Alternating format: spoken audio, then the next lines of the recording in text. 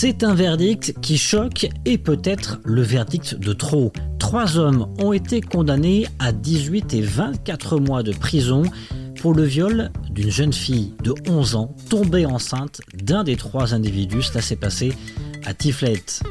Le verdict de la honte, titre le numéro 1038 de Tel Quel. Alors, jusqu'à quand ce type de verdict? En pleine réforme du code pénal, peut-on s'attendre enfin à des changements? Passage au scan. Je suis Landry Benoît, vous écoutez le scan, le podcast actu de Tel Quel. Et ce vendredi 7 avril 2023, je vous propose de parler de l'affaire du viol de Tifelt. 3 hommes âgés de 25, 32 et 37 ans ont été condamnés pour avoir violé à plusieurs reprises une fille de 11 ans. Les 3 hommes ont donc été très légèrement condamnés pour la raison que la justice y a trouvé des circonstances atténuantes. Pour rappel, l'article 486 du Code pénal condamne le viol sur mineur d'une peine de réclusion de 10 à 20 ans. Alors, quel problème posent ces circonstances atténuantes? On en parle dans le dossier de Tel Quel disponible sur telquel.ma, un dossier qui donne largement la parole à des avocats militantes et militantes et acteurs ou associatifs des droits de l'homme. C'est le cas de Stéphanie Winman, avocate cofondatrice de l'ONG MRA, basée à Rabat, interrogée par ma consoeur Leïla Cheikh. Écoutez ce qu'elle dit sur les circonstances atténuantes dans les affaires de violences sexuelles. Ce cas à Tifelt, c'est pas du tout exceptionnel parce que si, par exemple, nous, on a un observatoire en ligne avec plein de décisions de justice, juste avant-hier, on a trouvé un autre cas comme ça. Donc, c'est pas du tout exceptionnel. C'est assez fréquent que dans des cas de viol, même viol sur mineur, que circonstance atténuante est appliquée. Donc, ce cas, c'est la réflexion d'un problème beaucoup plus général. Bonjour Leïla. Bonjour Landry. Journaliste et auteur de ce dossier, viol de Tiflet, le verdict de la honte. Leïla, comment en est-on arrivé à ce verdict? Alors déjà, il faut préciser que ce n'est pas un viol, mais des viols à répétition qui ont duré sur une période quasiment d'1 an. Le premier viol a eu lieu quand cette fillette n'avait que 11 ans. Ensuite, 2 autres individus sont arrivés et ont commencé à la violer en présence d'une autre mineure de son âge. Il se trouve qu'effectivement, cette fillette est tombée enceinte d'un des agresseurs et il a fallu que le père la prenne sur le souk hebdomadaire pour prendre les dispositions nécessaires, aller porter plainte, et c'est comme ça que l'affaire a été lancée. Alors comment on en est arrivé là, à ce verdict de la honte? Déjà, il faut dire que c'est pas un cas isolé. Ce verdict, d'après les militants et les avocats que j'ai eus pour ce dossier, c'est des verdicts qu'on a tous les jours. Là, je lisais tout à l'heure sur le compte Instagram de Hachak qu'il y a encore eu un verdict à El Jadida de 2 ans pour un pédocriminel qui aurait abusé d'une enfant de 6 ans. Donc voilà, déjà, il faut vraiment dire que c'est pas quelque chose d'exceptionnel. Là, on en parle parce que ça a été médiatisé par des associations, par des militantes, parce que cette fillette, elle a eu la chance de tomber sur l'INSAF, qui fait un travail formidable. Et ce verdict, les juges ont utilisé l'arsenal juridique qu'ils ont sous la main. Alors, ils ont trouvé des circonstances atténuantes. Alors, les circonstances atténuantes, ce sont la condition sociale des violeurs, leur absence d'antécédents judiciaires et le fait que, je cite, la peine prévue légalement est sévère au regard des faits incriminés. Peine prévue qui est de 20 ans maximum. C'est ça, 10 à 20 ans en cas de viol sur mineur. Donc, en fait, les juges ont le droit d'appliquer des circonstances atténuantes. J'ai eu pas mal d'avocats qui expliquent que c'est tout à fait courant, c'est même systématique dans les cas de viol et de viol sur mineur, de trouver des circonstances atténuantes. C'est-à-dire que très peu, voire aucune personne accusée de viol sur mineur ne va avoir la peine maximale. Et justement, durant votre enquête, vous avez mis la main sur une étude réalisée sur l'ensemble du traitement judiciaire des violences sexuelles en novembre 2019, donc sur une période d'1 mois. On est à plus de 1100 affaires. Le bilan est terrifiant. 80% des prévenus condamnés pour viol ont donc écopé de peines moins lourdes que celles prévues par la loi.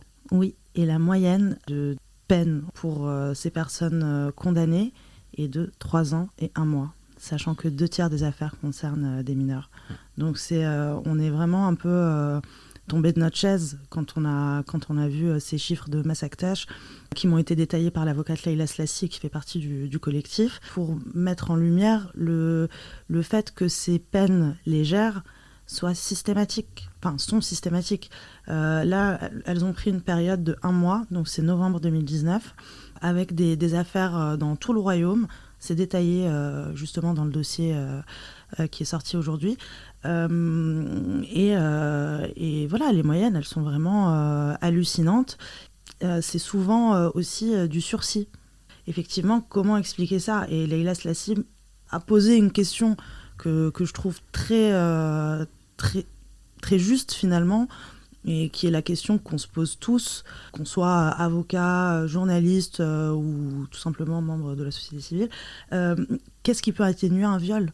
À quel moment on se dit que voilà, telle ou telle chose va atténuer un viol, et surtout un viol d'enfant. Ouais, qui est une trace indélébile. Du coup, j'ai eu Youssef Chebbi aussi, qui est avocat au barreau de Casablanca, qui lui préconise de supprimer les circonstances atténuantes dans les cas de viol sur mineurs. Même son cloche du côté de Leïla Slassi qui préconise ça également. Donc voilà, c'est plus des circonstances aggravantes en fait que des circonstances atténuantes. Donc effectivement, il y a vraiment une incompréhension autour du traitement juridique des affaires de violences sexuelles dans tout le royaume. Alors vous avez interrogé beaucoup de militants des droits de l'homme, avocats, vous l'avez dit effectivement. Est-ce que leur ton, leurs paroles, leurs propos cette fois-ci étaient différents ? Est-ce qu'il y avait une réelle colère et une volonté viscérale d'en finir avec ce type de jugement ? Ou est-ce que c'était finalement la résignation qui dominait ? Non, alors il n'y a pas de résignation. En revanche, il y a toujours de la colère, que ce soit quand je les ai eus il y a 1 an ou il y a 2 ans. Mais est-ce que cette fois, elle était plus vive cette colère ? Disons que cette affaire, elle cristallise vraiment toutes les failles que militants, avocats, associations essayent de mettre en exergue depuis des années. Là, on a tout, en fait. Donc oui, il y a vraiment plus de colère, d'autant que l'histoire est tellement sordide que ça nous touche. Et ça touche justement ces militants encore plus. Il y a d'ailleurs eu une manifestation mercredi 5 avril devant le tribunal de Rabat pour que ça cesse finalement, pour dire maintenant ça suffit, il faut punir les violeurs, il faut punir les pédocriminels, les agresseurs, avec des peines conséquentes. En tout cas, pas être aussi laxiste. Donc, il n'y a pas de résignation, mais il y a une forme de lassitude. C'est-à-dire que ces personnes répètent ça depuis des années, voire des décennies. Donc, à un moment, quand est-ce que ça change ? C'est ça un peu le message. Et justement, est-ce que cette affaire, selon vous, elle peut peut-être, cette fois-ci, pour de bon, enfin, réellement changer les choses, alors qu'on est en pleine refonte du code pénal ? Alors, ce que je peux dire, c'est que le ministre de la Justice, Abdelatif Ouahabi, s'est exprimé samedi dernier, donc le 1er avril, et il s'est dit choqué par ce verdict. Il a indiqué que le ministère public allait demander l'appel du jugement. Oui, on a quand même un ministre qui s'exprime sur cette affaire, donc il a conscience que ça n'est pas normal, qu'il y a des choses à changer. Après, on ne sait pas du tout quels seront les axes en fait de cette refonte du code pénal.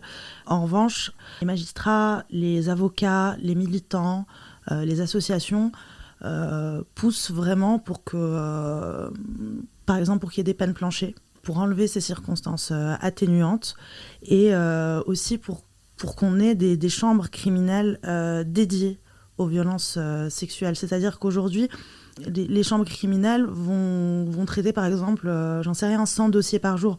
Mais dans ces 100 dossiers, il y a des vols, il y a, des chèques en bois, voilà. Et au milieu de ça, on a les violences sexuelles qui sont des violences à part. C'est-à-dire qu'il faut une formation pour savoir les traiter, pour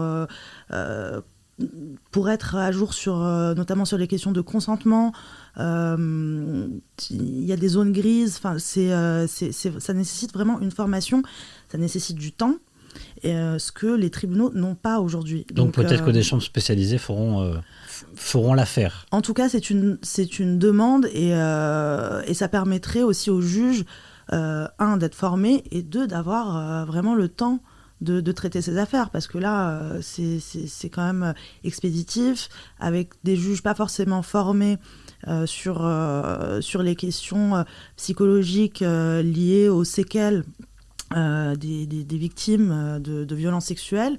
Donc oui, c'est compliqué. On ne peut pas remettre toute la faute sur les juges. Il y a vraiment besoin d'un changement, et c'est ce que demandent en tout cas tous les intervenants que j'ai eus dans ce dossier. Merci Léna. Merci Landry. Le Scan, le podcast d'actualité, c'est fini pour aujourd'hui. Réalisation Adam Al-Arshawi. Et n'hésitez pas à vous abonner sur le site telquel.ma et à nous retrouver chaque jour du lundi au vendredi sur toutes les applications de plateformes de podcast et de streaming.